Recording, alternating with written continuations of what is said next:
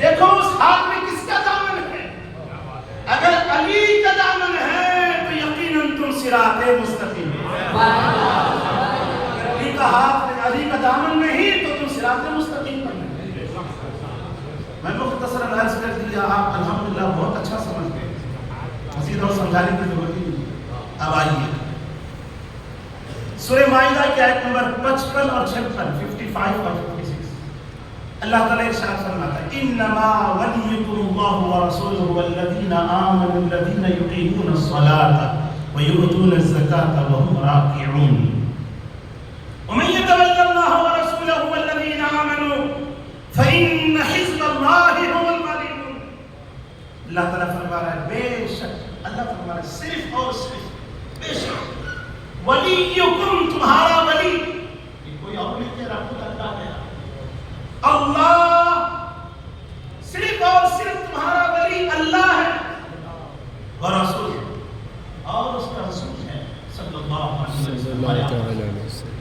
پھر فرمایا والذین آمنوا، اور وہ جو ایمان والے ہیں، الذین یقیمون الصلاۃ، جو نماز کو قائم رکھتے ہیں، ویؤتون الزکاۃ، اور زکات کو ادا کرتے ہیں، وہم راکعون، اور رکوع کی حالت میں رہتے ہیں.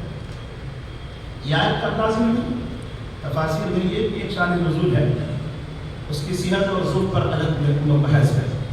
عوام اچھی طرح سے سنیے اس بات کو خوب توجہ سے.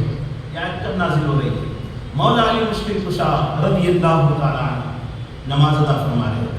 ایک سائل ممتا سوالی فقیر آیا، وہ مانگ رہا تھا، آپ نماز کی حالت میں.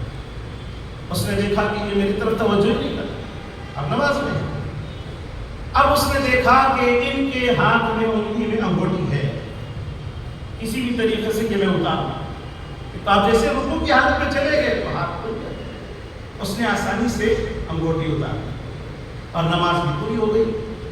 مولا کائنات سرکار عالم صلی اللہ علیہ وسلم کی بارگاہ میں عرض تشریف لاتے حاضری دیتے، عرض کرتے یا رسول اللہ میرے ساتھ یہ واقعہ ہوا. اب ادھر آقا کو یہ واقعہ انہوں نے سنایا ہی تھا، حضرت جبرائیل آیت لے کر نازل ہوتے انما ولیکم اللہ، بے شک تم سب کا ولی، مددگار، دوست اللہ ہے اور اس کے رسول ہے. اور یہ ایمان والے ہیں کون؟ یہ علی، جنہوں نے نماز کو قائم کی اور نماز کی حالت میں خیرات کی اور رکوع کی حالت میں. اب اس کے بعد اگلی آیت میں اللہ تعالیٰ کیا فرما رہا ہے وَمَن يَتَوَلَّ اللَّهَ وَرَسُولَهُ وَالَّذِينَ آمَنُوا. اب اگلی آیت میں اللہ فرما رہا ہے جو کوئی اللہ کو ولی مانے اور اس کے رسول کو ولی مانے صلی اللہ علیہ وآلہ وصحبہ وسلم، والذین آمنوا، اور جو ایمان والوں کو ولی مانے، فإن حزب اللہ، اللہ فرما رہا ہے بے شک وہ اللہ کے گروہ ہے، ہم الغالبون، ہمیشہ وہ غالب رہے گے. میجارٹی کسی اور کی نہیں ہوگی، دنیا والے کسی اور کے سمجھتے ہوں گے، لیکن اللہ فرما رہا ہے جس نے اللہ کو ولی بنایا، دوست بنایا، اس کے رسول کو بنایا، ایمان والے اولیاء اللہ کو ولی بنایا، وہ اللہ کے گروہ ہے، وہی ہمیشہ غالب رہے. بھائی بزرگوں، یہاں ولی کی بات کیوں ہوئی، ولایت کی بات کیوں ہوئی؟ ولی نام اللہ کا ہے، صفاتی نام ہے. الولی یہ اللہ کا نام ہے. اللہ تبارک و تعالیٰ کی ذات ولی ہے، اس کی صفت ولی ہے. اب یہ صفت دیکھیے، اللہ تبارک و تعالیٰ اگر چاہا تو کسی کو بھی اپنی صفت عطا فرماتا ہے. جیسا کہ وہ سنتا ہے، دیکھتا ہے، ہم بھی سنتے ہیں، دیکھتے ہیں، لیکن ہمارے سننے دیکھنے میں اور اللہ تعالیٰ کے سننے دیکھنے میں بڑا فرق ہے. وہ خود سے سنتا ہے، وہ خود سے دیکھتا ہے، ہم اس کے دیے سے سنتے ہیں، دیکھتے ہیں. جو بھی ہمارے اندر صفت ہے اس نے عطا کیا، اور یہ اس پر سارا کنٹرول اسی کا ہے، کسی کے قبضے میں رکھا نہیں. یہ انسانوں کو بھی نا آپس میں ایک دوسرے کے قبضے میں جو چیزیں دی اللہ نے، اس میں یہ بصارت، یہ سماعت، یہ کلام اللہ نے نہیں دیا. اگر کسی کے ساتھ کوئی ہو جائے گا نا کوئی مسئلہ، تو پھر فوراً آنکھ کھینچ لیں گے، کان کھینچ لیں گے، زبان کھینچ لیں گے، ہمیشہ کے لیے بندہ گونگا بہرا ہو جائے گا. اللہ تعالیٰ نے یہ کسی کے ہاتھ میں دی نہیں. یہ اور بات ہے کہ انسان اس کو خراب کرنے کی، ناکارہ کرنے کی کوشش کر لیتا ہے، لیکن بڑی آسانی کے ساتھ کوئی چھین نہیں سکتا کسی کی کسی کی کلام کو، کسی کی زبان کو آسانی سے کوئی چھین نہیں سکتا، کسی کی آنکھ کو کوئی آسانی سے چھین نہیں سکتا۔ اللہ نے یہ نعمت ایسی رکھا ہے انسان کے اندر، تو یہ انسان کا انفسی طور پر اللہ تبارک و تعالیٰ نے اس کو یہ نعمتیں دی ہے، ان میں سے یہ صفت ہے۔ اب دیکھیے اللہ تعالیٰ جب عطا کرے تو پھر اللہ ہی کے ذمہ ہے، اللہ جب تک چاہے اس کو عطا کرے، جب چاہے اس کو دے۔ اللہ تعالیٰ کی خود کی اپنی صفت ہے ولی ہونا۔ ولی کہتے ہیں دوست کو، مددگار کو، سہارا دینے والے کو، پریشانی میں ہماری پریشانی کو دور کرنے والے کو، مشکلات کو حل کرنے والے کو ولی کہتے ہیں۔ اللہ فرمایا سب سے پہلے بے شک صرف اور صرف تمہارا ولی اللہ ہے، اس میں کسی کو دو رائے نہیں، کوئی شک نہیں، یہ قرآن کی آیت ہے۔ اگلا اللہ فرما رہا ہے رسول، اور اس کے رسول بھی ولی ہیں۔ اللہ تعالیٰ خود فرما دے میں بھی تمہارا ولی ہوں اور میرا رسول بھی تمہارے ولی ہیں۔ پھر اس کے بعد آگے اللہ فرما رہا ہے یہ علی، یعنی جو ایمان والے، جو آیت نازل ہوئی مولا کائنات کی شان میں، اور جتنے بھی ایمان والے ہوتے ہیں جو حقیقت میں ایمان والے ہوتے ہیں وہ یقیناً اللہ کے ولی ہوتے ہیں۔ اللہ تعالیٰ نے فرمایا وہ بھی اللہ کے ولی ہیں۔ اب بتائیے یہاں مولا کائنات کو اللہ نے ولی کہا، اور علی ولی اللہ، علی اللہ کے ولی ہیں، اور سرکار دو عالم صلی اللہ علیہ وسلم نے مولا کائنات کا ہاتھ پکڑ کے فرمایا تھا غدیر خم کے مقام پر، سب سے پہلے آقا نے فرمایا میں مومنوں کے جانوں سے زیادہ قریب ہوں۔ بے شک بے شک، کیا میں تمہاری جانوں سے زیادہ قریب نہیں؟ کیا میں اہل ایمان کی جانوں سے زیادہ قریب نہیں؟ کیا میں مومنوں کی جانوں سے زیادہ قریب نہیں؟ تو سن رکھو، میں جس کا مولا ہوں، میں جس کا دوست ہوں، میں جس کا مددگار ہوں، ہاتھ علی کا پکڑا اور مصطفیٰ نے آسمان پر لہرایا اور فرمایا من کنت مولاہ ھذا علی کی مولا، میں جس کا مولا ہوں یہ علی بھی اس کے مولا۔ سبحان اللہ، سبحان اللہ اکبر، یا رسول اللہ۔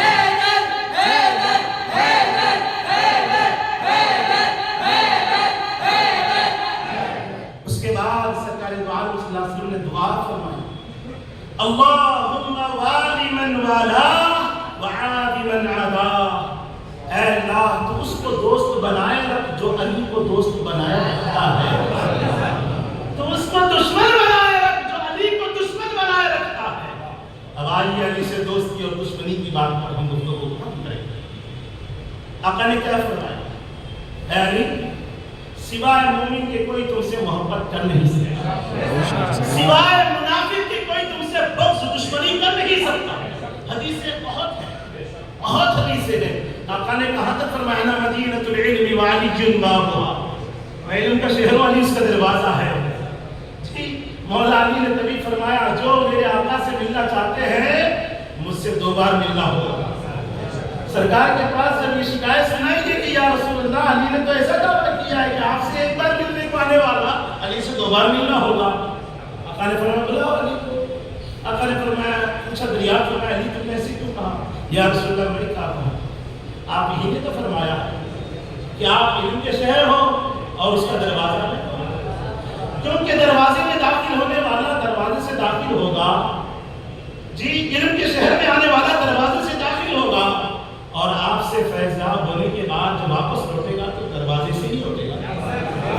آتے ہوئے بھی مجھ سے ملنا ہوگا، جاتے ہوئے بھی مجھ سے ملنا ہوگا۔ پتہ چلا مصطفیٰ سے جس کو ایمان ملتا ہے وہ ایمان اگر بچانا چاہتا ہے علی کے صدقے ہی بچے، غیر مولا کائنات کے کسی کا ایمان بچ نہیں سکتا۔ یہ امت کے لیے خاص طور پر ایک پیغام ہے۔ آپ پوچھیں گے یہ بات کیسی کہی تھی تم نے؟ پھر صحابہ کرام کہاں جائیں گے؟ ارے بے وقوفو تم لوگ بس اسی پر لگے رہو۔ یہاں تقابل کی بات آ جاتی ہے، لوگ اس تقابل کی بات میں کتنوں پہ کیسی باتیں کرنے لگے، کہاں اٹھانے لگے۔ تم جانتے بھی ہو اس کے پیچھے حقیقت کیا ہے۔ آقا نے کیا فرمایا؟ آقا کے خود گھر والے جن کی طہارت، جن کی پاکیزگی کا اعلان خود اللہ فرما رہا ہے، انما یرید اللہ لیذھب عنکم الرجس اہل البیت ویطہرکم تطہیرا۔ اللہ تعالیٰ نے اہل بیت کو خوب پاک و صاف کر کے پیدا کیا۔ اللہ نے پہلے ہی ارادہ کر دیا ان کو خوب پاک و صاف کرنا ہے۔ یہ گھر والے ہیں، یہ آقا کی آل ہیں۔ دیگر صحابہ کرام کو آقا ہمیشہ پاک و صاف مقصد یہ ہے وَيُزَكِّيهِمْ وَيُعَلِّمُهُمُ الْكِتَابَ وَالْحِكْمَةَ، آقا کی بعثت کا مقصد پاک و صاف کرنا، دلوں کو کفر و شرک کی دلدل سے انہیں نکالا آقا نے اور صحابہ کرام کو۔ یہ تو آقا کے گھر والے، اللہ خود فرما رہے کہ پیارے حبیب آپ اپنی تبلیغ رسالت کا اجرت کسی سے مت مانگیے، بس اتنا مانگیے کہ ان سے اپنے اہل بیت کی محبت مانگنا، اور یہ وہ اہل بیت ہے جن کو میں پہلے سے ہی پاک کر دیا۔ آپ دیگر صحابہ کرام کو پاک و صاف کر رہے ہیں، ہم نے تو آپ کے گھر والوں کو پہلے ہی پاک کر دیا۔ سبحان اللہ سبحان تو اللہ۔ حضور نے صحابہ کو پاک کیا اور اہل بیت کو اللہ نے خود پاک کر دیا، اور حضور کا پاک کرنا اللہ ہی کا پاک کرنا ہے، لیکن اللہ جب یہ تو امتیاز دے رہا ہے، تو میں امتیاز دے رہا ہے تو صرف اور صرف اہل بیت کے حق میں دے رہا ہے، کسی اور کے حق میں اپنا امتیاز کیا ہی نہیں۔ پتہ چلا حضور کو اہل بیت کا دھار کو اللہ نے پہلے ہی سے پاکیزہ بنا دیا۔ اب حضور پاک صلی اللہ علیہ وسلم خود ارشاد فرماتے ہیں اننی تارک فیکم الثقلین کتاب اللہ وعترۃ اہل بیت، میں تم میں دو بھاری چیزیں چھوڑے جا رہا ہوں۔ جب آقا ظاہری طور پہ مثال فرما رہے، آقا فرما رہے دو چیزیں بھاری چیزیں چھوڑے جا رہا ہوں، ایک اللہ کا کلام قرآن مجید، دوسرا میرا خاندان اہل بیت ہے۔ سبحان اللہ سبحان اللہ۔ جبکہ حضور نے یہ بھی فرمایا ایک ہی فرقہ، ایک ہی جماعت جنت میں جائے گی۔ آقا کون سی ہے؟ آقا نے فرمایا انا علیہ واصحابی، میں اور میرے صحابہ جس راستے پر، یہ پہچان آقا نے۔ اور پھر آقا نے یہ بھی فرمایا کہ میرے اہل بیت حضرت نوح علیہ السلام کی سفینہ ان کی کشتی کی مانند ہے، جو اس پہ سوار ہوا وہ نجات پایا، جو سوار ہونے سے رہ گیا وہ ہلاک ہو گیا۔ آقا یہ بھی فرما رہے ہیں اصحابی کالنجوم فبأیہم اقتدیتم اہتدیتم، میرے صحابہ مثل ستاروں کے ہیں، ستاروں کے مانند ہیں، ان میں سے کسی ایک کی بھی تم پیروی کرو گے تو یقیناً ہدایت کو پاؤ گے۔ سب آقا کے فرمان ہے، تقابل مت کرو، سمجھنا ہے تو خوب کان کھول کر کے سن لو۔ آقا نے کیا فرمایا؟ اہل بیت کو حضرت نوح علیہ السلام کی کشتی کی طرح ہے۔ کیوں کشتی کی مثال دی؟ اس لیے کہ کشتی دریا میں، سمندر میں جب چلنے لگتی ہے تو کشتی میں ہر ایک کو سوار ہونا ہوتا ہے جس کا بیڑا پار کرنا چاہتے ہیں، جو غرق ہونے سے بچنا چاہتے ہیں، ہلاک ہونے سے بچنا چاہتے ہیں، نجات پانا چاہتے ہیں، سوار ہو کر کے گزرنا چاہتے ہیں، ان کو کشتی میں سوار ہی ہونا ہے۔ لیکن یہ کشتی چلے گی کیسے؟ کیسے چلے گی؟ جی سمندر میں جو راستے میں ہوں گے، دن کے اجالے میں سمجھ میں آتا ہے کہ سورج وہاں ڈوب رہا ہے جی، اور رات کے اندھیرے میں کیسے سمجھ میں آئے؟ رات کے اندھیرے میں ستاروں کو دیکھ کے سمجھ میں آئے گا کہ یہ ستارہ فلاں ہے، یہ فلاں ہے، یہ فلاں ہے، یہ فلاں ہے، یہاں جائیں گے تو وہاں پہنچیں گے، وہاں جائیں گے تو یہاں پہنچیں گے۔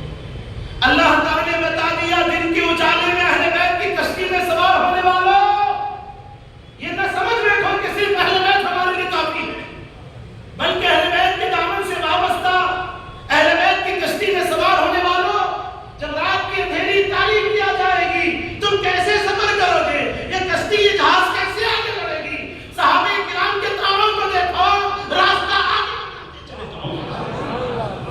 تقابل مت کرو حضور، تقابل مت کرو۔ یہ اہل بیت اور صحابہ کرام ہیں، ان کی آپسی محبت کے اوراق کو اگر تم پڑھو گے، ان کی سیرت کو پڑھو گے، جب تمہیں پتہ چلے گا کہ سب سے زیادہ کائنات کی روئے زمین پر اہل بیت سے محبت کرنے والے اللہ اس کے رسول کے سوا اگر کوئی ہے، وہ اہل بیت کو محبت کرنے والے صرف اور صرف صحابہ کرام۔ ان سے بڑھ کر کسی نے اہل بیت سے محبت کیا ہی نہیں ہے، جو بھی ملی ہے محبت ان کی ٹھیک ملی ہے۔ تم صحابہ پہلے کیسے جدا؟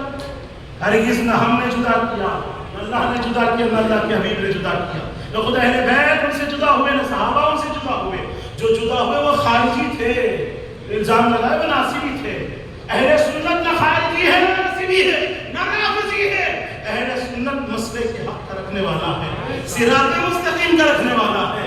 صراط مستقیم پر بیٹھنے والا اللہ کا بندہ کوئی اور نہیں۔ لا فتح الا علی، کوئی جوان ہی نہیں سوائے علی کے۔ ایسا جوان بندہ صراط مستقیم پہ بیٹھا ہوا ہے۔ ہم نہیں کے دامن کو تھامے ہوئے ہیں، ایک ہاتھ سے قرآن تھامے تو اہل بیت کے دامن کو بھی تھامے ہوئے ہیں۔ ہم ہرگز گمراہ نہیں ہوں گے، یاد رکھو، ہم ہرگز گمراہ نہیں ہوں گے۔ اس لیے ولایت جو بڑھتی ہے نا، اور مولا کائنات کے در سے بڑھتی ہے۔ کیوں؟ اس لیے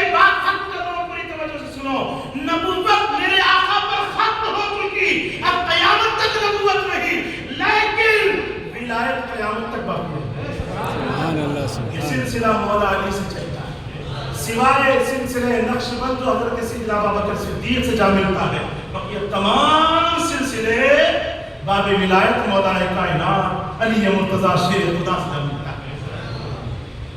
یہ حقیقت ہے، سارے ولیوں کو ولایت ملی تو مولا علی کے در سے ملی، کیونکہ اللہ نے سائے میں فرما دیا بے شک تم سب کا ولی صرف اور صرف اللہ ہے، اس کے رسول ہے یہ علی ہے، اور یہ علی مصطفیٰ نے فرمایا میں جس کا مولا یہ علی اس کو مولا، جو ان سے محبت کریں گے دوستی کریں گے وہ مصطفیٰ سے دوستی، جو ان سے دشمنی کر رہے ہیں وہ مصطفیٰ سے اور اللہ سے دشمنی کر رہے ہیں۔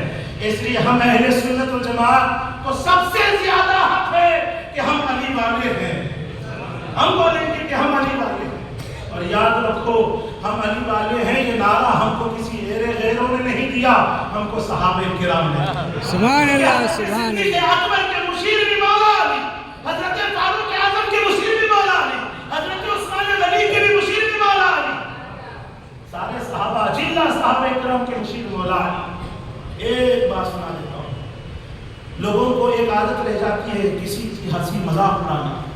مولا کائنات شیر خدا رضی اللہ تعالیٰ کی قدر تھوڑی سی پست تھی، یعنی ہائٹ تھوڑی کم تھی، ادھر صدیق اکبر دائیں طرف ہے، بائیں طرف حضرت عمر ہے، درمیان میں مولا علی ہے، مدینے کی گلیوں سے چل رہے ہیں، راستے سے کسی راستے سے گزر رہے ہیں، دیکھا لوگوں نے، عرب کے لوگ تھے، بس بطور مذاق کسی نے کہہ دیا یہ لنا میں نون کا کیا کام ہے۔ لنا عربی میں کہتے فور آس، ہمارے لیے لنا، لام نون الف، تین حروف پر مشتمل یہ کلمہ ہے لنا، ہمارے لیے فور آس۔ تو بولے لنا میں نون کا کیا کام ہے؟ لام لمبا سا ہوتا ہے اور الف بھی لمبا سا ہوتا ہے، نون چھوٹا سا ہوتا ہے۔ تو یہ لوگ حضرت ابوبکر اور حضرت عمر کے درمیان میں حضرت علی یہ تینوں جب چل رہے ہیں تو لوگوں نے کہا یہ لنا میں نون کا کیا کام ہے، یعنی جہاں ابوبکر اور عمر ہے تو علی کا کیا کام ہے؟ یہ دونوں کی ہائٹ اتنی بڑی ہے تو یہ ہر چیز میں بڑے ہیں، کہ علی کی ہائٹ چھوٹی ہے تو یہ بیچ میں کیوں ہے؟ تانا دیا کسی نے، مولا علی ڈر گئے اور جواب دیے نادانا اگر نور کو بیچ میں سے ہٹا دیا جائے گا تو عربی میں بنے گا کلمہ لا، نتھنگ، کچھ نہیں۔ ارے اگر علی بیچ میں نہ ہو یہ کچھ نہیں ہے، خود علی نے اپنی زبان سے یہ بتانے کے لیے تانا دینے والوں کے لیے جواب ہوگا، اس کا یہ غلط مطلب نہ نکالنا۔ حضرت علی کے بغیر کچھ نہیں ہے، لیکن صحابہ کرام نے حضرت علی کے بغیر کچھ کیا ہی نہیں ہے، یہ حقیقت ہے، یہ مسلم ہے۔ تو اس لیے بزرگوں ہمیں ایسی عقیدت بنانی چاہیے مولا کائنات سے، خلیفہ چہارم ہے، یقیناً خلیفہ چہارم ہے، لیکن اللہ نے آپ کو جو مقام عطا کیا ہے امت تک جتنے اولیاء آئیں گے سب کو آپ ہی کے در سے ولایت کرتی ہے۔ آقا نے خود ارشاد فرمایا ہے سب کی نسل انبیاء و مرسلین کی نسل باپ سے چلی آئی ہے، لیکن میری نسل علی سے چلی گئی، ایک اور روایت میں میری بیٹی فاطمہ سے چلی گئی، دونوں روایت ہیں۔ یہ سادات کرام مولا کائنات سید کائنات سے چلے آ رہے ہیں، اور پھر آقا نے فرمایا لن تضلوا بعدی، یہ دونوں کو تم مضبوطی سے تھام لینا، قرآن کو اہل بیت کو تم ہرگز میرے بات گمراہ نہیں ہوگی۔ اس لیے ہم اہل بیت کے چاہنے والے ہیں، عطرت مصطفیٰ کے چاہنے والے ہیں، علماء اہل سنت نے یہی ہم کو پیغام دیا ہے۔ اعلیٰ حضرت نے تو کیا خوب پیغام دیا، تیری نسل پاک میں ہے بچہ بچہ نور کا، تو ہے اہل نور تیرا سب گھرانہ نور کا، یہ سب گھرانہ نور کا گھرانہ ہے، اس گھرانے سے محبت کرو، یقیناً ہمارے دلوں میں وہ نور آئے گا، نور کسی اور کا نہیں، وہ مصطفیٰ کا نور، وہ اللہ کا نور ہے، اور نور اسی کو ملے گا جو صراط مستقیم پر مولا کائنات کا دامن پکڑ کے آئے گا، اہل بیت کا دامن پکڑ کے آئے گا، یقیناً وہ صراط مستقیم پر ہوگا۔ اللہ تعالیٰ کہنے سننے سے زیادہ ہمیں یقین کی توفیق عطا فرمائے، آمین۔ توفیق عطا فرمائے۔ والسلام علیکم ورحمۃ اللہ وبرکاتہ۔